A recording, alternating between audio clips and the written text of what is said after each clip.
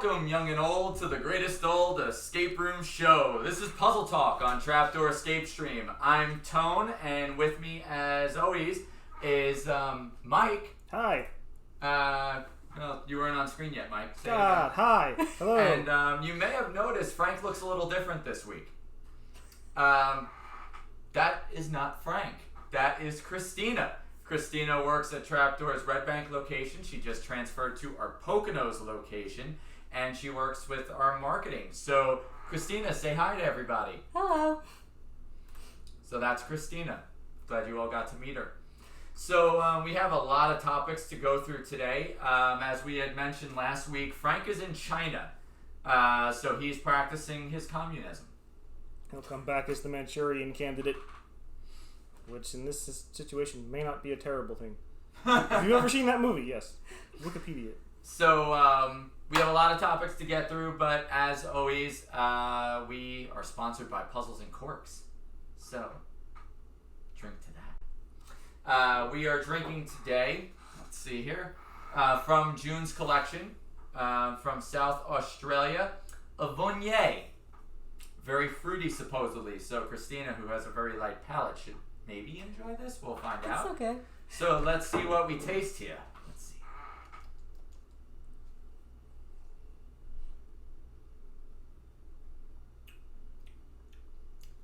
It's a little sweet for me, but you might enjoy it. That's why I drink beer. Beer, good. That's all you need to know. Mike, turn that around a little. We don't want to pay for that. So, what'd you think? It's pretty good. Okay. This Dr. Pepper was pretty great. Saying it. Well, all right. First topics today. Following up on news we've been covering for quite a few weeks now.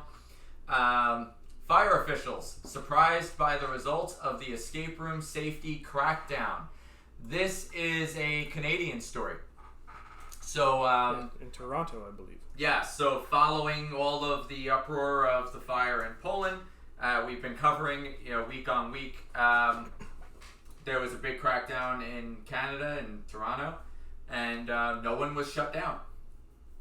So this is, I think, the first time now that with all of these crackdown, on-the-spot investigations, that no one has wound up suspended or shut down as a result. Now, I wouldn't say it was a crackdown. It was more of like a cautionary blitz to just start logging all of the escape rooms in Toronto, because they were just like, people have died, let's just make sure that all of these other escape rooms are up to code. Hashtag crackdown. But yeah, what I found interesting was one that no egregious violations were found at all. So nothing that was going to compromise the safety of other people. But what was really interesting to me was someone was quoted as saying that escape rooms aren't required to be inspected, and they're not regulated or logged into some sort of database. What? So But what? That doesn't make any sense. Well, that's what the person in the article said. They're not required to be inspected. I don't know if it's just a Canadian law or what, but I thought that was pretty fascinating, considering all the grief we had getting open here in Morristown. Right. To not be required to not have that requirement is really interesting, because how do you know then? Yeah, that sounds a little crazy, but I guess if they went out and they did the inspections and all turned out well, then that's the best case scenario. Yeah. So if we go to Toronto and we decide to play an escape room, at least we don't have to worry about any crazy activity. Hopefully. Or death. Hopefully. If we were Canadian citizens and we got hurt, we would have free healthcare, so it wouldn't really make a difference now, would it? Moving on. Let's see what. Okay, this is actually one of our main topics for today. Pre-built versus build it in-house. In the house. For escape room content, we're really kind of getting into this discussion of should companies buy escape rooms, or should they build everything within their facility. Let's Excuse me. let's talk. Yeah, there I am. Welcome everybody to the chat room. Thanks for joining in. We always love interacting with our viewers. So actually, right on the screen we have kind of an example to break right into the discussion of. We've got our framing work in QRZ, which was our first time going with warehouse high ceilings, and then a broken vial of the zombie virus from QRZ. And the reason I bring that photo into play is really more or less because let's just say that vial of the virus was not made by us, and it broke. No one on our team would know how to fix it. What do you do? So anyone that's heard me talk ever in seminar panels or anything like that, or for speaking engagements, probably already knows how I feel about this. I'm very much in the camp of build your own, because if you don't know your own game inside and out, you're screwed if something goes wrong on a busy Saturday night. Kristina, you've game mastered a lot of games. What's your thoughts on this? I mean, it's definitely easier, I feel like, if you build it yourself, so you can also work in more of the DIY solutions. Like with Boogeyman, I know, like, because we do know it very well, we're able to fiddle with things as we need to, whereas if it's a cookie cutter, I feel like it'd be a lot harder to finagle stuff when you need to. Or like you said, like when stuff breaks, then you're gonna have to wait a few days probably to get that replacement part in, and then you're just shut down for a few days. Yeah. I still get surprised how many times in the escape room forums and Facebook groups and whatnot, how many times I see the post that basically reads, looking to open an escape room in the next 3 months. Want to know who's a trustworthy source to buy my games from? And it always kind of comes back to that, discussion point that we've, had at length of, why are you getting in this? We've talked about that before. It's easy, or quote unquote, it's easy. So, I think we're pretty much aligned in opinion on this, so it's not really much of a discussion. However, some elements that we could bring in as a discussion is what are some of the things you could expect, and what are some of the pitfalls of doing everything in-house. And I decided to lead that conversation point with a photo of Mike standing atop a pile of debris. Mike probably has PTSD from this. I want to wait till the photo actually shows up so I can comment more thoroughly on this one. Because this is a story, kids, so gather around. Oh, there I am. Yeah. So the pitfalls of building your own escape rooms. I would say, first off, make sure you have the proper workwear. I did not this particular day. We were building our Boogeyman game, and we built these kind of like support shafts to hold up some of the walls, and we took them down as we started locking everything in. And one of the support beams was on the floor. I came off a ladder and stepped onto a nail. And it was a weird situation because the nail was bent. So technically, when I stepped on it, it didn't go through the bottom of my shoe. It's when I went to lift my foot to move forward that it slid through the shoe into my heel. The sole of my foot. So yes, after cursing very loudly several times, I did not include the blood photo. That was probably for the best, but I figured. Took my shoe off, took my sock off, and blood was just pouring out of the bottom of my foot. That's because it's like a pressure point. This was literally like a Quentin Tarantino scene. Yes, it was like something out of a ridiculous. Japanese samurai film. Spent 3 hours at a hospital because it's a hospital, so they take their sweet time. But then what happened? I came back and took that picture because I came back to work and continued working. But for several hours. If you're building your own escape room, be mindful of all of the construction you will have to do in that game while building it. Safety first. Safety first. The other photo that's on this shot is another story. Is actually me with the big face mask on. Our air filtered mask. Yeah. So make sure you have a lot of these and that you're consistently replacing the cartridges. If you are doing any air spraying, especially with paint products, make sure you're wearing these at all times. My story comes from an instance of when we were building the tornado escape, which actually, I'll pull up, let's see here. I'll pull up this photo. If you look top right, actually this photo shows F5, pretty much concept to completion, where we had just framed out the corn stalks, not actually placed any yet. Then there's a photo of you actually airbrushing the corn stalks, and then the bottom is the completed final result of. So in that photo of Mike airbrushing the corn stalks, that was actually a very small segment of corn stalks. Yeah. Mike and I had ourselves surrounded by corn stalks, like that, variation, but literally 360 degrees around us. We put up foam boards, 4x8 foam boards, laid the corn stalks on them, and literally back to back, spraying them down. That entire room was nothing but a fog of green from all of the air mist. And as a result, you could not breathe in there. So we had the masks on.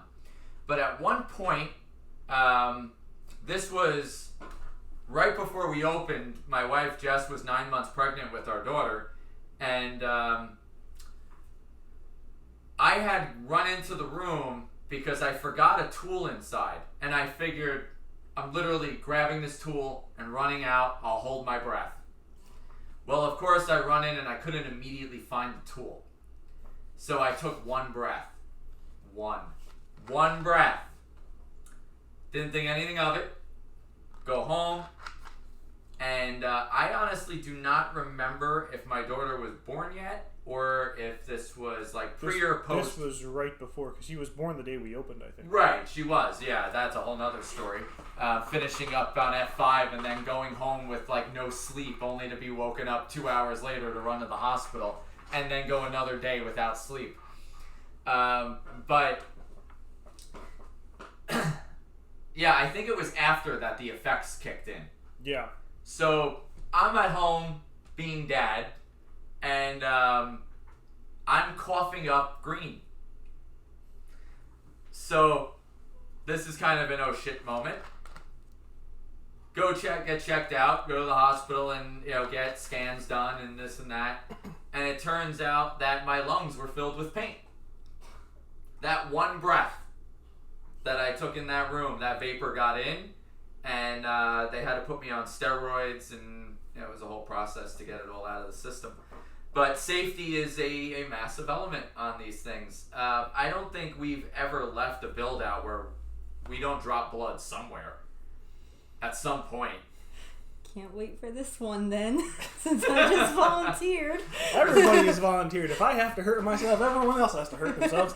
I remember Frank's first scrape. It was literally a scrape. He treated it like he lost a limb. But we were ready to put him out of his misery that day. That was when we were, we didn't get to building Witch Hunt yet, but when we were just ripping all the rugs out, if you remember. Yeah. When we moved into Morristown, our Morristown location was originally a Pier 1 Imports that became a salon and then us. And I think the salon carpeted over tiles from Pier 1, and they just glued the carpet straight to the tiles. No padding, no nothing. They just glued it straight down. So as we're ripping up the carpet, we're ripping up sections of tile floor. Yeah. And Frank scraped his knee on the tile, and Urbano sliced his whole leg. I remember. Wouldn't surprise me. Literally just slashed it, and it opened up. That was a lot of blood. Hey, workman's comp. So a lot goes into these build outs that I'm probably terrifying people right now into just buying pre-made escape rooms. Well, I'd say we put blood, sweat, and tears into these builds, but we don't cry. So we don't cry. But then there's kind of there's the cool elements and and the really rewarding elements of what makes these worthwhile. And on screen at the moment we've got you editing me in the Huntsman. Oh yes, that was a fun. Set. The Boogeyman's Realm completed. When these things start coming together, it really comes together and it really feels like you've achieved something. I don't know. I kind of, that's for me, that's like what it's all about, is when it's like at that 3/4 mark and you start seeing it all. Yeah. Because like the first couple days you're looking at everything just in framed out wood, and it's like, how is this ever going to become what's on the page? And and you just keep putting one foot in front of the other, and then it gets there. And, yeah, so I mean, there's that satisfaction of having created something, as opposed to just hiring somebody to come and just do it. And beyond that, you do have that element of you've built it, you know every in and out. Yeah, you pretty much know every nook and cranny of the game at that point. I don't like that feeling of helplessness that having someone else build your game kind of implies. Yeah. Because if something breaks, you just put a piece of paper over the puzzle that says out of order, and then you just twiddle your thumbs for the next hour or so, hoping that everyone will enjoy it. Fortunately for Witch Hunt and even F5, they're relatively lo-fi games. You get a lot of bang out of that because they're lo-fi. But if something, if the fans in F5 broke, it doesn't affect the gameplay. Right. If the TV stopped working in Witch Hunt, you lose that immersion, but the game still functions. We don't have to get you around another puzzle because something is out of order. Right. You don't lose 15 minutes of gameplay because a puzzle's out of commission. We don't literally have to put an out of order sign on a puzzle. I've seen that. I know. I couldn't imagine I've seen it, but I could not imagine literally laminating an out of order sign on a puzzle and then still charging and letting people play the game. Yeah, I mean, if there was a little bit more tech involved, third party tech involved in any of these games that went out of order, that's at least 15 minutes. Right. Maybe 5 minutes depending on what it is, but 15 minutes, and then all of a sudden you have a 45-minute game, and then who knows how that'll it's a ripple effect. You don't know how that's going to affect everything else. Yeah. So. Yeah. And then there's another element that I don't think ever really gets talked about much, but I see this with you a lot, and I think it's actually one of the key reasons that you outsell most of the team. And there's kind of then that ability to, people ask us all the time who built it. And the ability to actually share the stories and kind of almost play behind the scenes, like interview with the creators type of thing. Yeah. It really makes the players feel, at least I think, some of our players are in the chat room. So, I think it does make a bigger connection though. Yeah, I mean, I've had a whole bunch of people come in after playing the game that just want to know how we did everything. Right. And I can tell them. I choose not to. But, we can comfortably say that we built it. We know how it functions. We know how it works. I don't know how complicated it gets for Cure Z or even Boogeyman, but for here in Morristown anyway, the games are relatively lo-fi. Cure Z is not. Yeah, Cure Z has a little bit more beef to it, but we have Chris, our engineer guy, who lives within an hour of all of the locations thereabouts. Yeah. And as we go forward with Freak Show here, I'm sure we'll start teaching everybody how to to find all the pitfalls just in case. But 2020, you'll be able to register for the Trapdoor Institute and learn with us. Should we announce Puzzles and Millennials as well? That's actually the technical name for Puzzles and Millennials. We've been nicknaming this Puzzles and Millennials, but basically, we're working on developing a training course, basically, for people that would want to get into the field of escape rooms.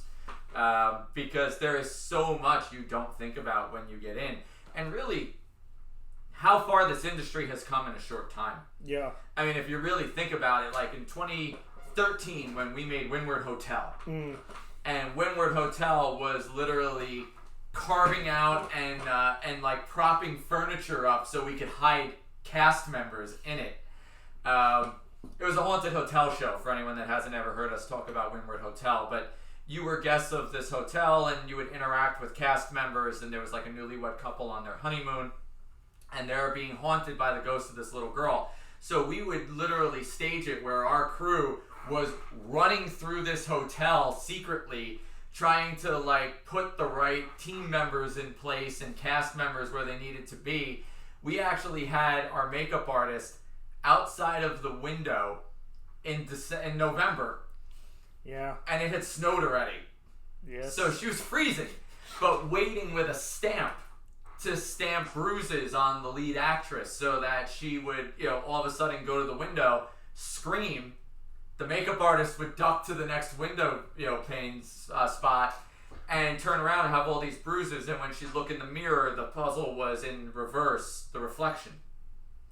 And just how rudimentary we'd have to stage how to do all these puzzles.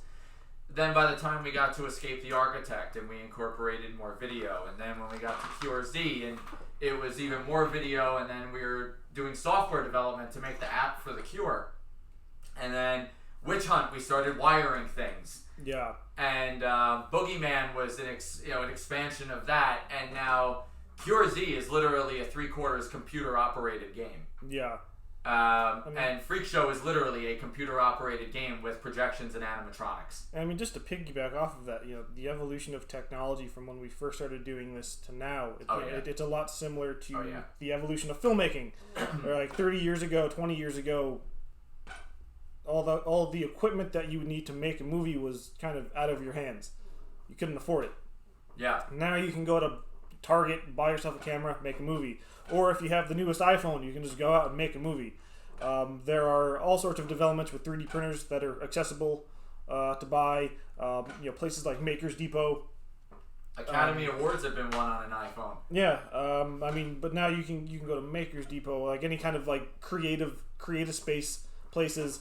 3D printers, all this technology is so much more accessible now. And with YouTube explaining, with tutorials on how to do these things, I don't want to say there's no excuse not to do it yourself, but the ability to do it yourself is a lot easier now than it was when we first started doing this. We actually just got it arrived yesterday. Our 8-foot tall 3D printer that's the size of a refrigerator in the back room. So we'll be using that quite a bit on Freak Show. But yeah, it really is a whole nother world. So, I think that if you're getting into this industry, I almost feel like that should be part of why you want to get into it, is to learn all of this stuff and to really make your way in as opposed to just buying it. So, what's it like fixing stuff in Boogeyman? You kind of learn as you go. Like most Witch Hunt, a lot of our tech is very more so about the immersion of it, except for the magnets. But like day one of training, we learn how to fix the magnets of Boogeyman, because that's kind of pretty critical to the gameplay. But other than that, it's all pretty much just figure it out as you go. We just make it as good as we can with the tools we have there. Yeah, there's nothing really insane to fix in that game too, right? I'd say the biggest thing that's been a pain in Boogeyman has been, which we're getting away from quite a bit. There's 0 of it in QRZ, and I don't believe there's any in Freak Show, is air. Oh, yes, the air compressors. The air compressors and the hoses, the fittings never properly stay for long. It's like no matter what you do, those fittings eventually pop. So that's, I think, the biggest thing with Boogeyman. That and the people just beat the hell out of that set because they're afraid. The first couple months Boogeyman was open, I don't think I had ever repaired that much drywall in my life. Right, and that's drywall too, we should point out. We used insulation foams and stuff like that for our walls here in Morristown, and not even I have to fix that much. And like it's foam, so you can punch a hole through it. If he has to fix that much drywall, it's pretty telling. So. Yeah. No, people literally in Boogeyman will shove each other out of the way to run across the room, and they'll shove them into the wall, and they'll, it gets. Remember that's a good point too. That's maybe overlooked. You have someone. It's one thing to say, oh, we're going to open up an escape room. Someone built our game for us. Not factoring in the fact that you will get scaredy cat teenagers, or more often than not, corporate groups who will be completely destructive to your game. And it's not even like accidental to a point. It's like you book you just always expect that every group that you have will be destructive. Yeah. It sounds terrible, but that's the way it is. So not knowing how to fix the game while also being completely unaware of the behavior of your clientele, it's just a recipe for disaster. So not knowing how to fix a game that's going to get a giant 6-foot hole punched into it when a kid gets scared and falls backwards into it, not knowing how to fix that's pretty horrifying to me. Not being able to repair that is just that's too much anxiety for me not to do. So I have to be that person to fix it. So be aware of that. Okay, well, we promised this last week, so we're gonna get into the discussion of it. The Greatest Freak Show, 2-hour musical escape. We recorded some of the songs. All but really one. Yeah. We recorded last week. The day after, we recorded Puzzle Talk, so last Tuesday. And that was fun. It was painstaking, also because our building was flooding while it was happening. But nothing crazy, but a bathroom. But getting everyone in the building, putting them on the stage, and hearing Freak Show come to life was, for me, really cool. Because I've been sitting with these songs for months. And I wrote probably 90% of the songs in the show. So seeing them come to life, or at least attempt to come to life, it was really exciting. We do have a sample to play for our viewers of one of the songs in there. So we will play that, and then we'll talk about, I guess, how the recording went. So here we go, and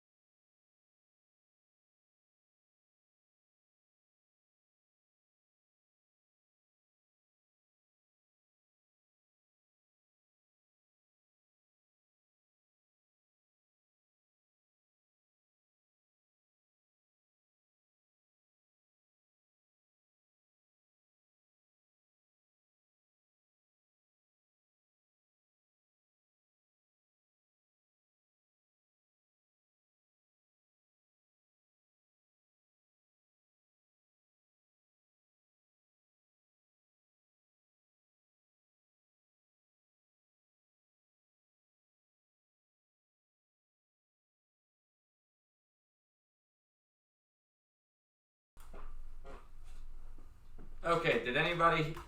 I guess let's just make this an audience question. Did anybody hear that?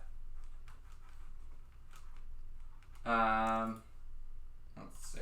I think we just dropped.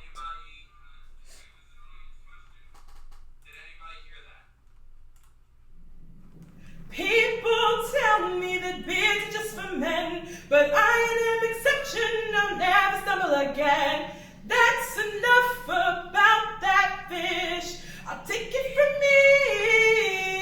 here. I've been held back way too long, but I persevered. Divine now has her day to stand in the light. I owe it to you, thanks for fighting the fight. Thank you, you really saved our crew. You won the game, you earned your fame, you knew just what to do. Now we all want to say thank you.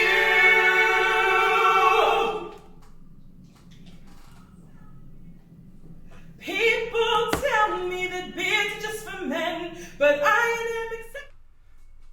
Okay, so it took a minute for us to pull that off, but it seems whenever we load video, it eats a lot of bandwidth and tends to freeze the stream for a moment. So, you know, there it is.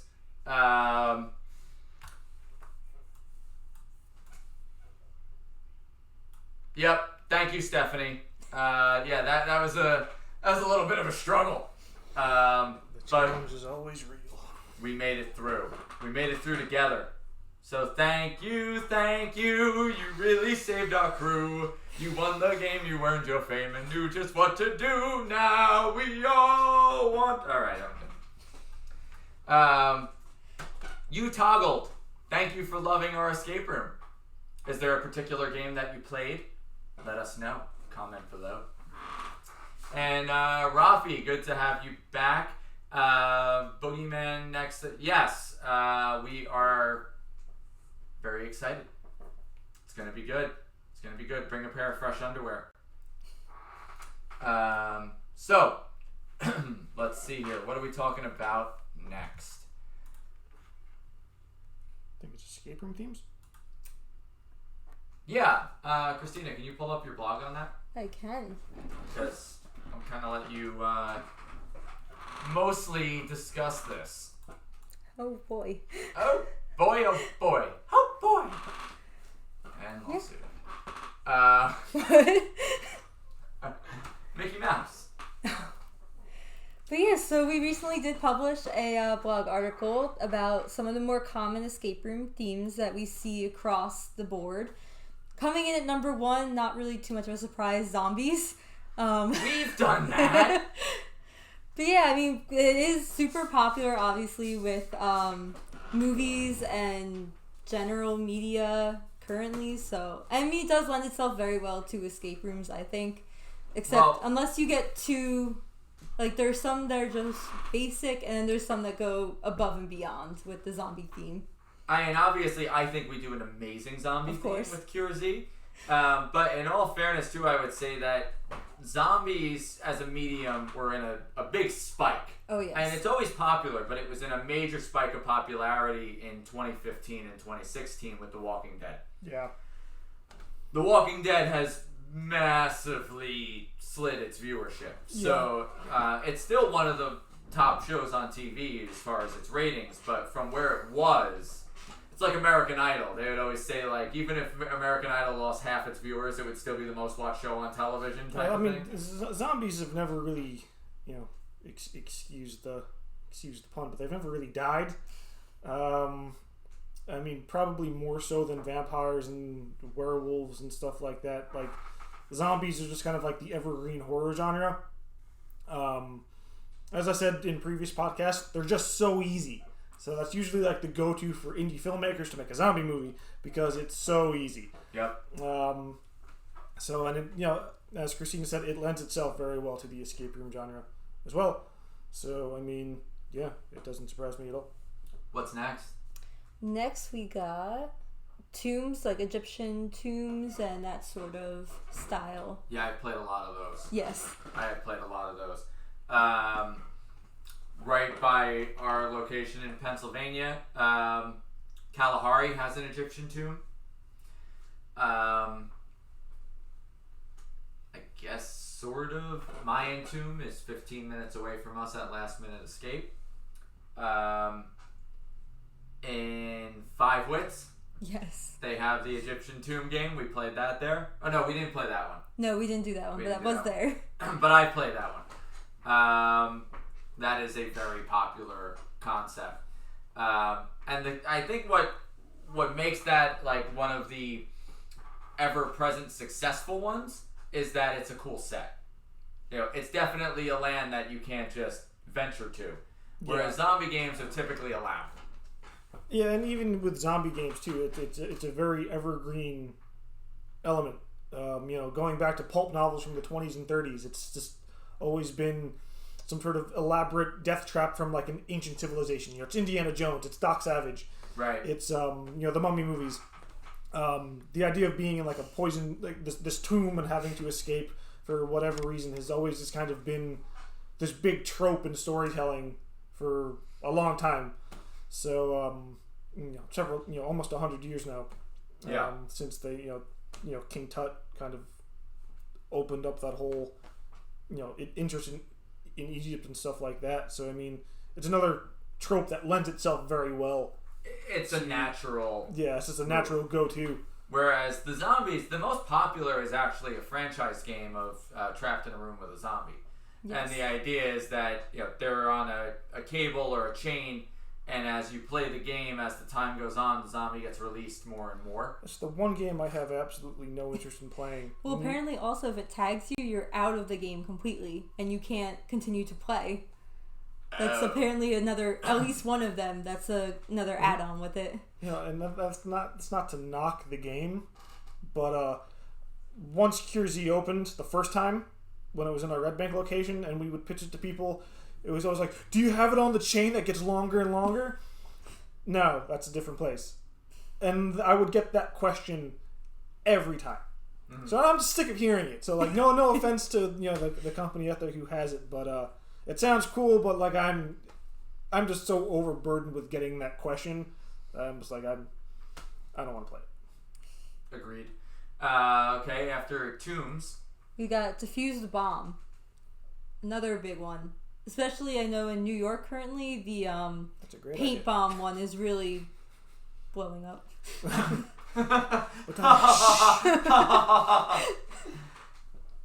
Frank, you're fired. That one lends itself to a lot of different concepts. That's not Yes. necessarily even like a theme as much as it's a trope in a theme. Yeah. But yeah, I know the paint one is quite different. Yeah. You go in literally in like a covered bodysuit so that when it goes off, but that's like you want it to go off because you want that moment where Yeah. you You kind of want that satisfaction of you being need caught that in money shot. Yeah. Catch a load to the face. Okay. Anyways, no, I mean we have our Puzzles and Quirks national security game, Yes. which is very similar to that. Yeah. We don't lock you in an escape room. It's just kind of like a casual tabletop drinking game. And then the variation of it for trapdoor events, which is immensely popular. I Yeah. think that's our most requested events. Yeah, that one goes over very well with a lot of people. It's just a cool concept. It's just a cool scenario to be in because you can bring it everywhere. It's just it's a fun game. It really gets the tension up. Okay. Next, we've got serial killers. So sort of along the lines of The Architect and that sort of genre of Saw. it. Saw. Yeah. Criminal Mastermind. Yep. Yeah. Yeah, I mean the Saw genre, the Saw films have kind of made that into a thing now, and it works, I guess. Yes, we know the cube came first. What's after that? The Abominable Dr. 5. So next is Prison Break, which is actually a pretty cool one, specifically for one of the games involved in it, which Frank actually really enjoyed the game itself. But Prison Break basically involves where you're locked in a cell or a jail trying to break out of it, One really cool variation of it, though, is Prisoners of War, where you actually are a prisoner of war and you have to escape the jail and then escape the entire camp that you're being kept in. That's pretty cool. Yeah. Incorporate laser tag. So we'll talk about that later.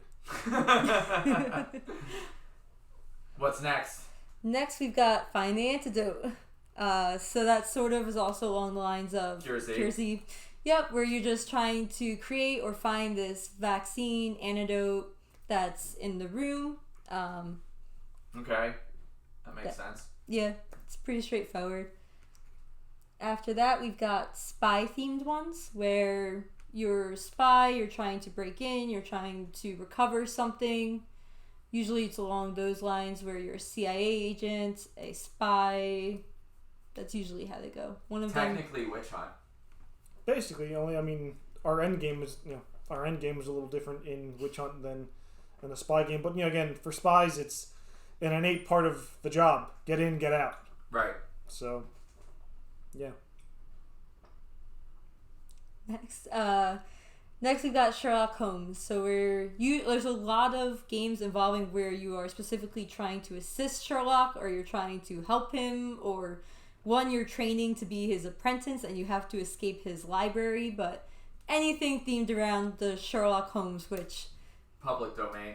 Yeah, you can do whatever you want with him. But that's more Witch Hunt than I guess, think the other ones. Yeah. It's just a standard detective game. So for anyone that doesn't know, public domain basically means that the product isn't held in rights by anyone in particular, so it's free to use. Anyone can make a Sherlock Holmes theme without licensing issues, drawing back to last week's conversation.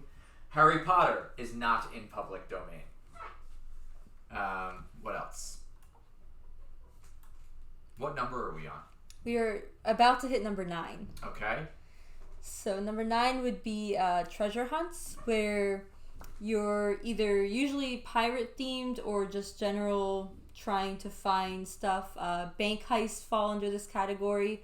Anything where you're trying to recover something that's hidden or locked up or not easily within your reach. Okay.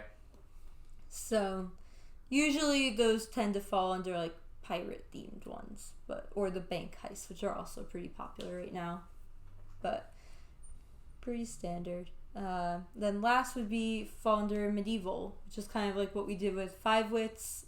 Anything medieval themed, sort of, which also usually involves like some sort of magic or something along those lines.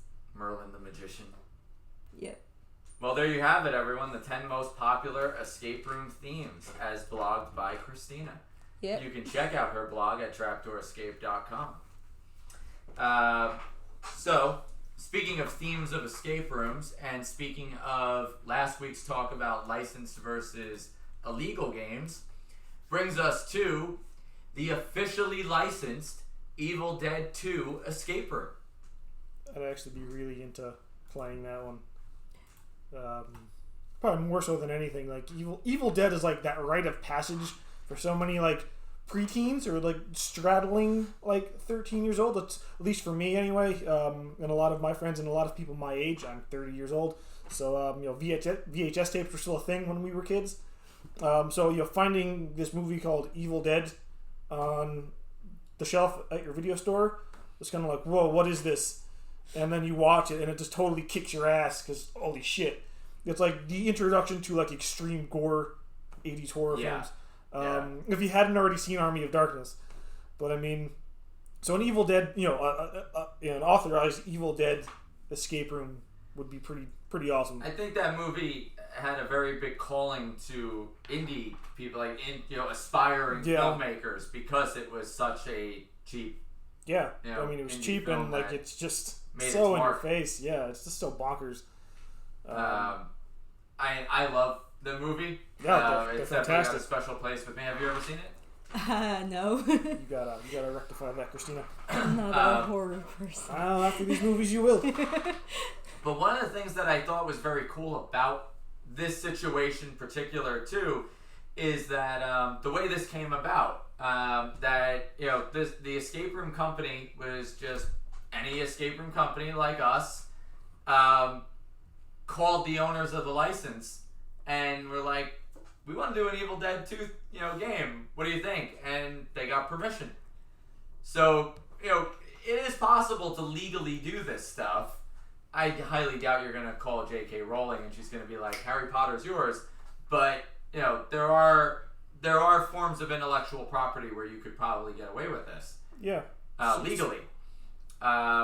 So I just thought this was really cool, and a really great topic to kind of hit on. I don't know how great the game itself is. Some of the photos look very, very, very low budget, but the movie's low budget. Yeah, I'd be willing to give that one a shot. I mean, even the scenario.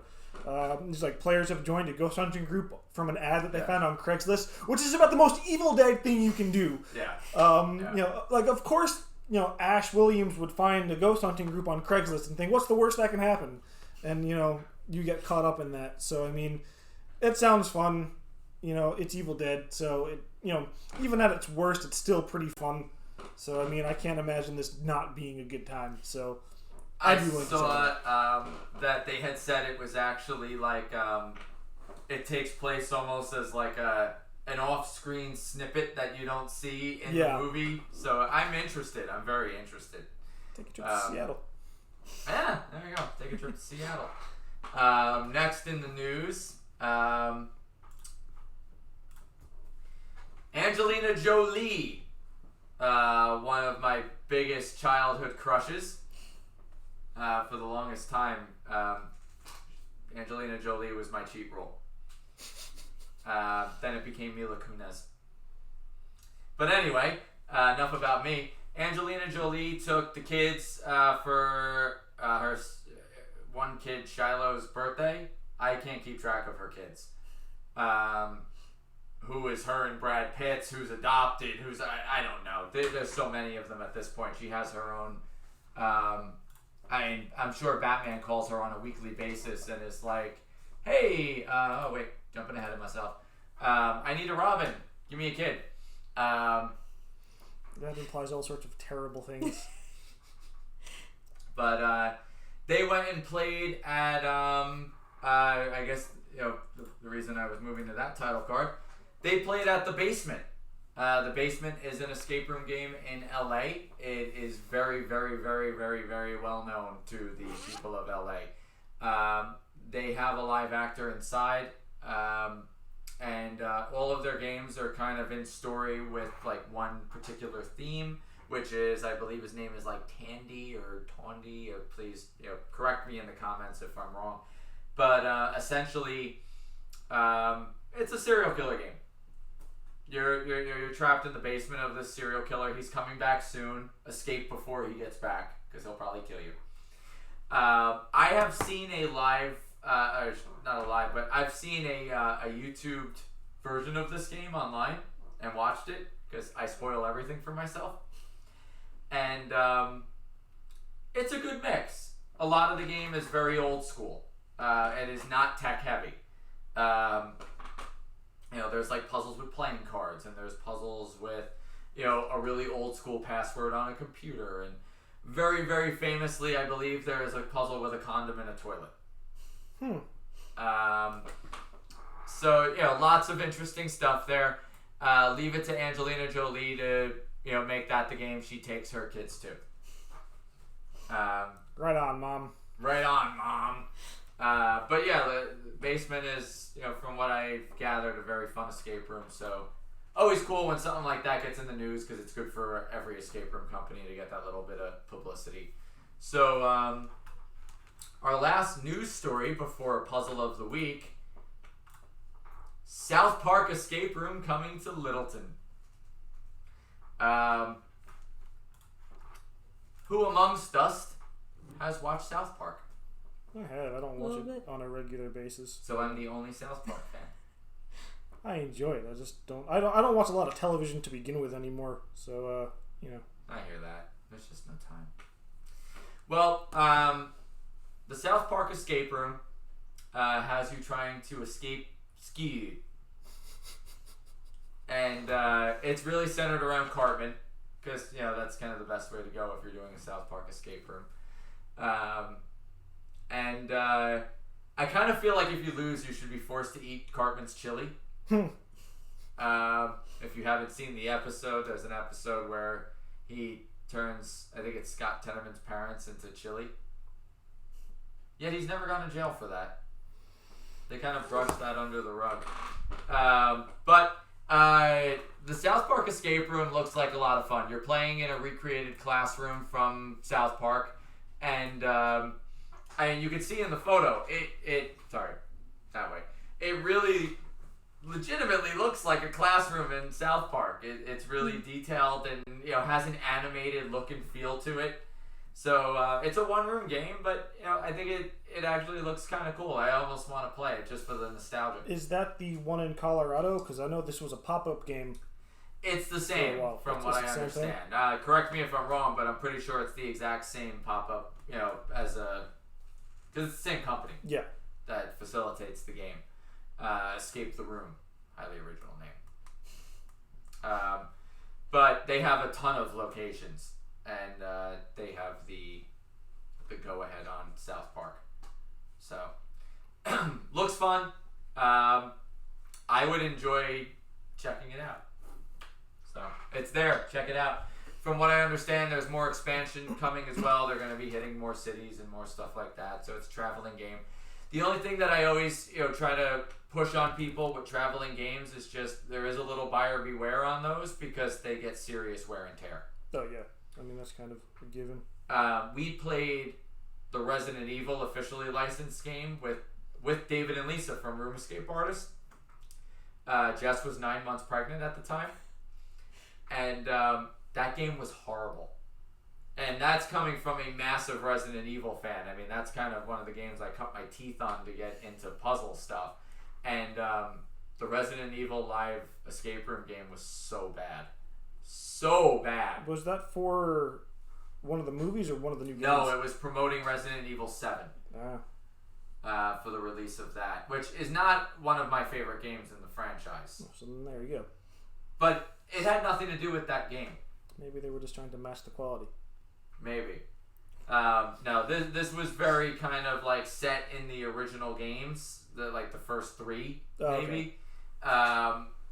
But when we left, there were comments even with Room Escape where they were even like, Kiersey was a better Resident Evil game. It was just bad. It's 3 small rooms. Half the locks were partially broken off and things didn't open, and the ending infuriated us. It's not running anymore, so I guess there's no reason that it can't be spoiled because you can't play it. But basically, the first room you start in is the stage of a theater in New York because that's just where they rented space. Yeah. And then the game plays backstage through rooms. On the stage, there's a TV and like a living room set and whatever, and you get your briefing there. You go into the game and you play through room 1, room 2. We actually got into room 3 without solving room 2, and the game master didn't notice. He came running in and he's like, "What are you guys doing in here? Get out, get out, get out." There was no game master viewing. He's in with you, which made that even more that's really awkward. kind of lame. Yeah. The game master's watching you for the whole game as if he's studying what's going on as a member of the Umbrella Corp. But it was weird. And you end up getting a VHS tape. So we had played through these 3 rooms in 15 minutes. And we've got this VHS tape. And we're like, what the hell do we do with it? There's nowhere to put it. So what's funny about this is if they're watching, David and Lisa are, they've made a business out of playing escape rooms through their review site. But if you get to know them at any point, Lisa is usually very, very composed. And we've got this tape, and about 20 minutes have gone by now of us being like, we've exhausted every option. There is nowhere to put this tape. And one of us, really early on, was like, well, there's a TV and player in the lobby.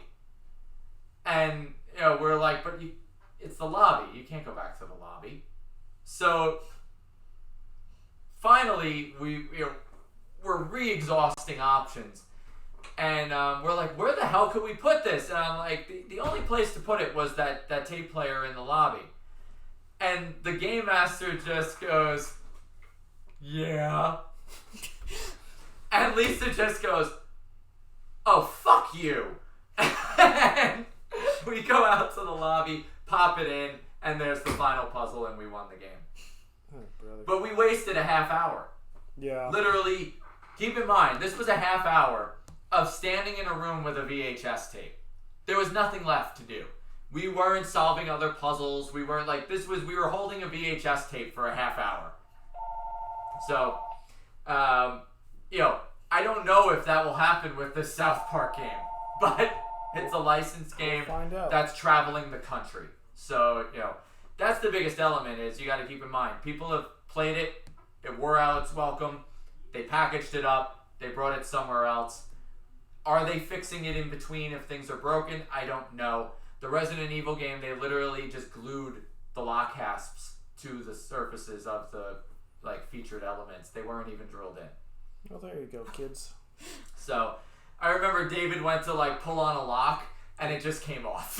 The whole hasp just came off. Well, anyways. One of the desk drawers was broken, so the game master just handed us what was in the drawer. They had copies, and they knew. They totally just didn't even bother fixing it. They just handed us copies. That's what you're dealing with. Yeah. So, puzzle of the week. This is actually one of the puzzles that's in our Theater of the Devil game this month. So if you play Theater of the Devil, you have a little bit of a leg up. We talked about Theater of the Devil last week. It is hands down my favorite from our Puzzles and Corks events catalog. Same. So have you played Theater of the Devil? I ran it. You've run. Okay, so you know the game. Really great storytelling in this one. It is available on Trapdoor Escape Stream all month, so by all means, if you haven't, check it out. Book that by going to trapdoorescapestream.com. Sign up for your membership, and then go into your membership portal and select Puzzles and Corks and book your time and date. Puzzles and the Theater of the Devil theme is part of your membership. And memberships for any of the escape games are $11.99 a month, and you have unlimited access for the membership. So, by all means, go do that. So, anyone who solves the puzzle, which we're going to be presenting momentarily, they will be able to get a free ticket, basically to any location of Trapdoor. So, by all means, go for it. So, the puzzle of the week is this photo right here. We can't really tell you anything. We kind of just gotta let it run and we'll talk about it. But we can't tell you anything particularly about this puzzle. That photo is gonna be all you need to get started. I guess the main thing I could speak to is you need ultimately a 4-digit code. So by telling you, you're not looking for a word, it is a pretty good hint. So 4-digit numerical code is what you are looking for. And this photo, which we are about to blow back up, is going to be the key to your success.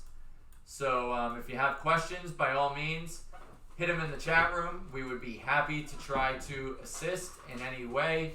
But the first person to comment below with the correct answer will get a ticket to any Trapdoor experience. It's a good gift. Godspeed. Godspeed. You can use that ticket for Puzzles and Corks. You can use that ticket for Boogeyman. You could use it for Cure Z, the 2-hour escape room, and get almost double your value.